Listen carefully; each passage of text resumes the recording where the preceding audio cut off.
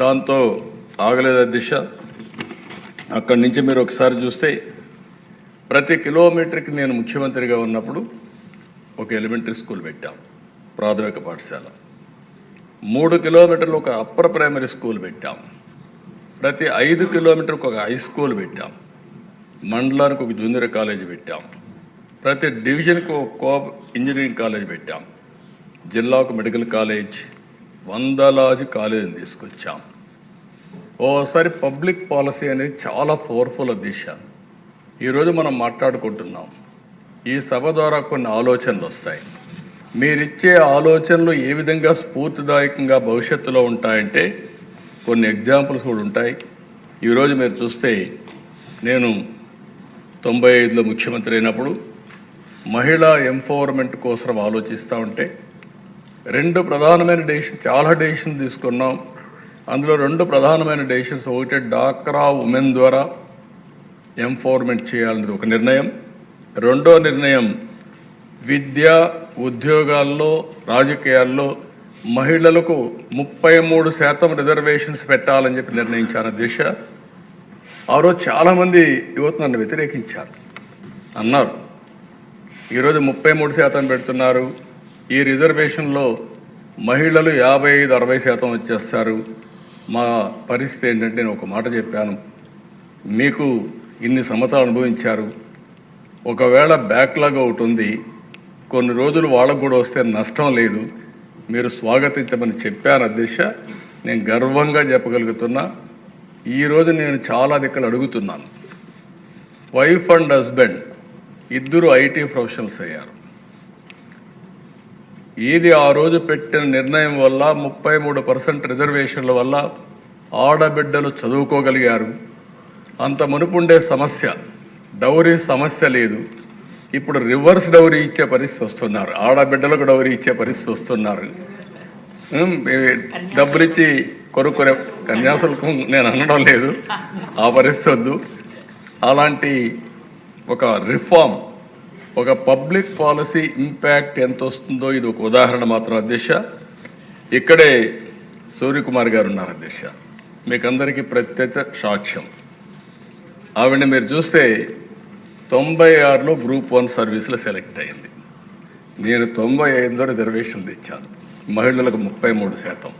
అందులో సెలెక్ట్ అయ్యి ఇప్పుడు ఉమెన్ అండ్ చైల్డ్ వెల్ఫేర్ సెక్రటరీగా పనిచేసే పరిస్థితి వచ్చిందంటే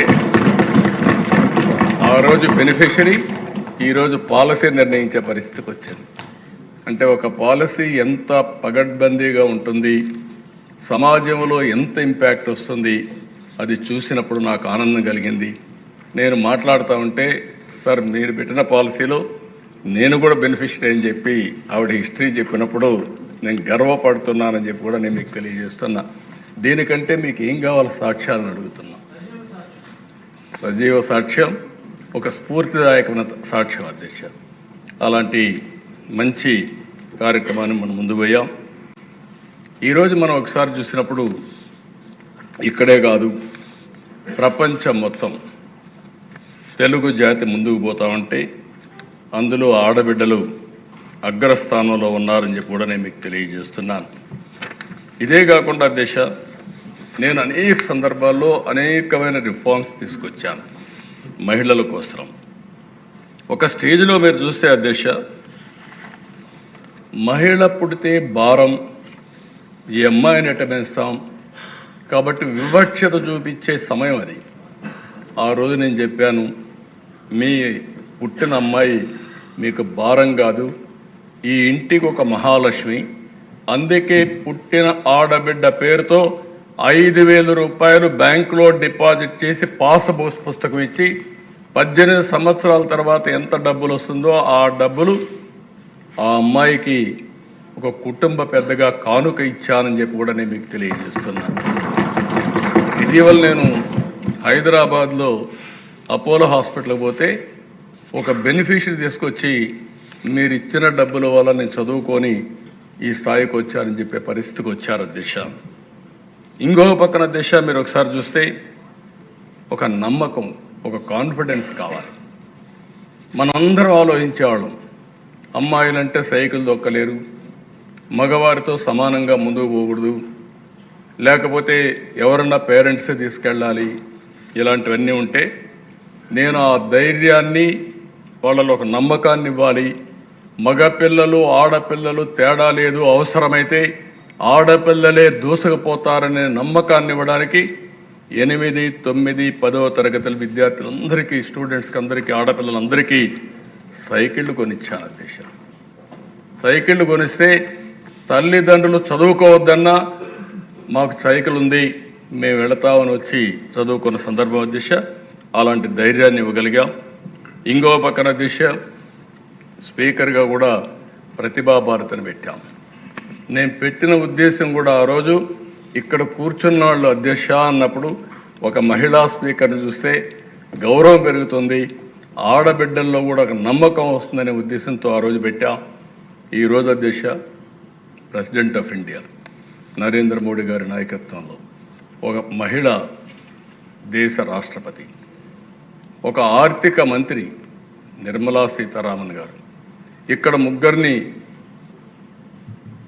మంత్రులుగా పెట్టాం. 21 మంది ఎమ్మెల్యేలుగా ఉన్నారు. ఈరోజు అధ్యక్ష 5%తో 8%తో ప్రారంభమైనటువంటి రాజకీయ రిజర్వేషన్లు స్థానిక సంస్థల్లో నేను 95లో 33% చేశాను. ఇది ఈరోజు 50% అయింది. దేశంలో మొన్నే బిల్లు పాస్ చేశారు, 33% రిజర్వేషన్లు.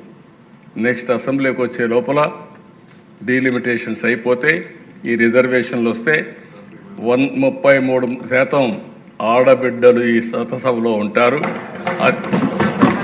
70 మంది దగ్గర 75 మంది ఆ రిజర్వేషన్ల ప్రకారం 1/3 ఉంటారు. మంత్రులు కూడా 1/3 ఉంటారు. ఇది శుభ పరిణామం అని చెప్పి కూడా నేను మీకు తెలియజేస్తున్నా.